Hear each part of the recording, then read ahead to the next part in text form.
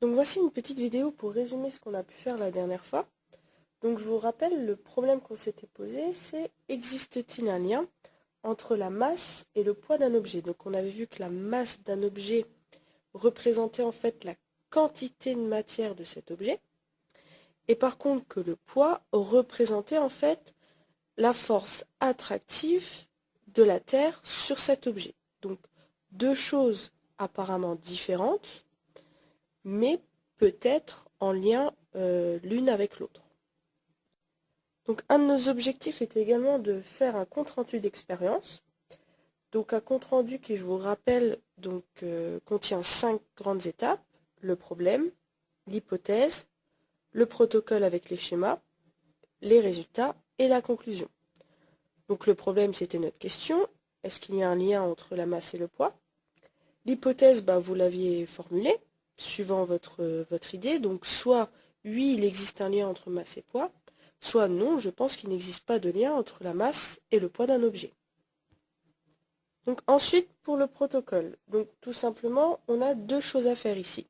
Prendre un objet, mesurer sa masse, mesurer son poids et comparer les deux. Donc voici un exemple de protocole qu'on aurait pu noter. Donc 1, mesurer la masse, 2, mesurer le poids du même objet, et 3, on compare la masse et le poids. Donc première étape, mesure de la masse d'un objet. Donc ici, je vais prendre tout simplement une masse qu'on peut utiliser en physique. Donc pour mesurer cette masse, j'ai tout simplement besoin d'une balance. Donc ici,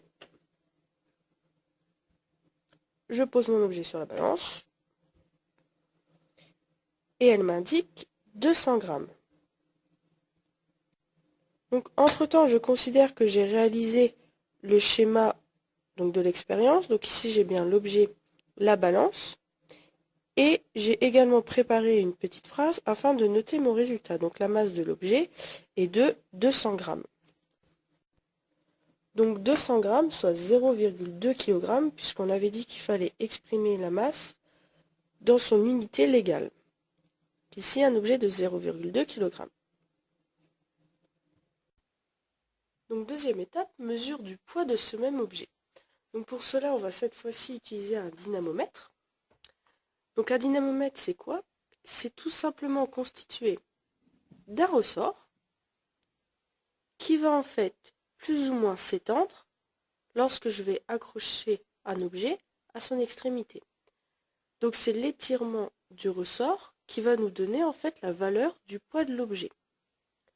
On trouve également différentes indications sur ce dynamomètre. Notamment au-dessus, on peut lire 10 newtons. Donc ici, on voit que l'unité du poids, ce sont les newtons. On remarque également des graduations. Ces graduations vont de 0 jusqu'à 10 newtons. C'est-à-dire qu'au maximum avec ce dynamomètre, je peux mesurer le poids d'un objet de 10 newtons, pas plus. Ensuite, il faut bien faire attention à ces graduations. Ici, on voit que entre chaque unité, donc entre 0 et 1, 1 et 2, j'ai de nouveau en fait une graduation au milieu. Donc c'est-à-dire qu'elles sont espacées de 0,5 newtons, ces graduations. Donc je vais pouvoir mesurer des poids donc de 1,5, 2,5, etc. C'est important à chaque fois de regarder ces nombres de graduations parce qu'en fait c'est ça qui va nous donner la précision en fait de notre mesure. Plus on aura de graduations, plus notre mesure pourra être précise.